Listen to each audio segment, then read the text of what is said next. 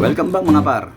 Biyahe tayo papuntang Robinson dito sa Imos. Sinamahan ko ng aking anak para mapagparehistro. Siyempre, sumabay na rin po ako dahil matagal na po akong hindi nakakaboto. Pagkatapos nito, ay kailangan ko pang ihatid ng aking anak sa kanyang eskwelahan. Tara mga lods, biyahe tayo. Guys, pasok tayo ng Robinson, Imos. Dahil tayo ay magpaparehistro. Daan na tayo. Dito ba ang daan? No eh.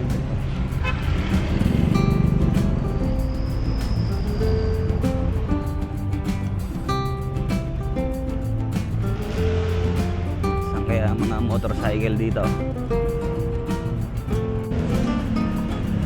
Sikan pala mga motor dito, grabe.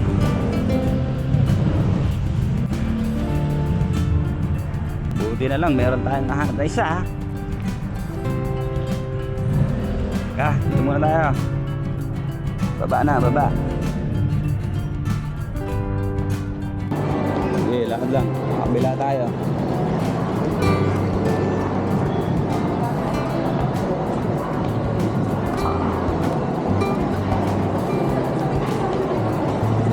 Papa-registered kami ng voters para makaboto na si Jaja. Saan mo daw? Malapit sa Huawei.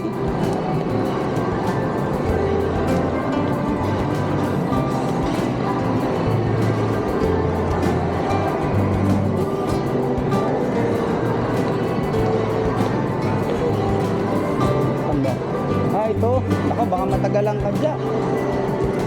Hindi kaya? Bigla agad tayo.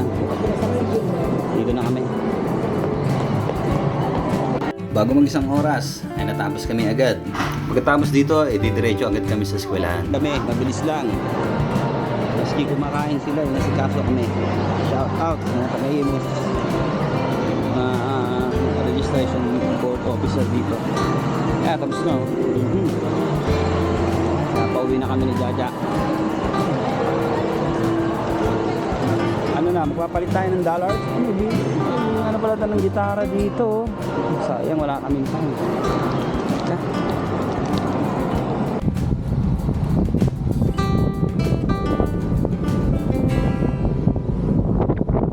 Lagpas sa alauna na ng tanghali at kailangan na namin magmadali. 2:00 ng hapon ang call time ng aking anak. At buti na lang, walang masyadong tao dun. At shout out sa mga tao nag-asikaso sa amin. Dahil habang kumakain sila, ay ginampanan nilang mabilis ang kanilang mga duty. Kaya ngayon, diretso na tayo sa school.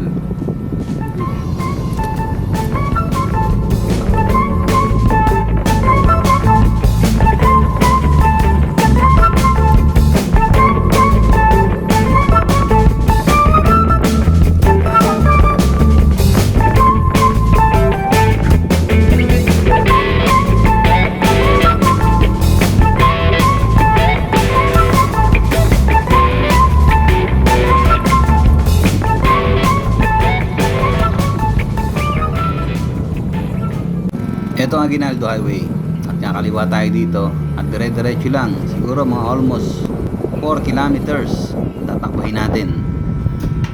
Siguro kung papala rin tayo at di naman tayo matatraffic, nakakarating tayo sa tamang oras na mas maaga pa.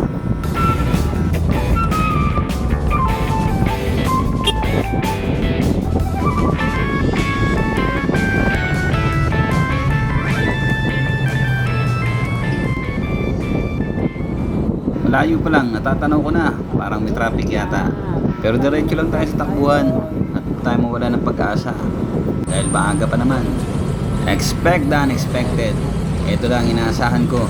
Talagang magkagato talaga pag mga gantong oras.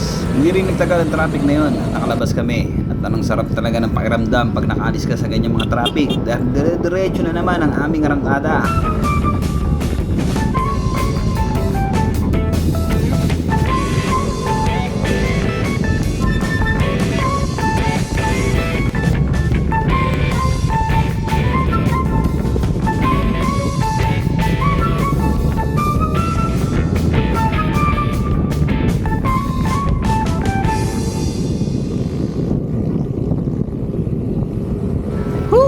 Sobrang init ng araw.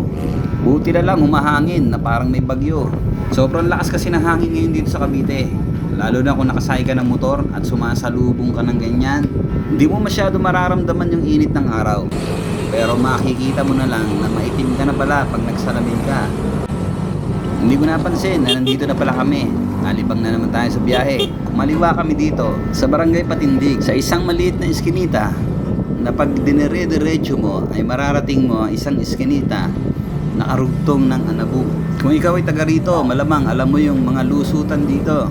At ang kalsadang ito, ang tinatawag nilang Anabug Road.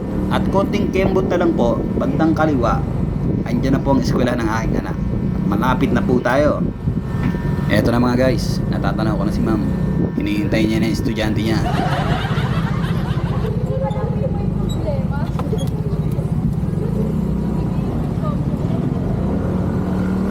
Ayos mga par, nakarating tayo sa school nang mas maaga pa sa aming inaasahan. Kung ikaw ay umabot sa dulo ng video ito par, maraming salamat sa suporta mo. Please subscribe, like and share.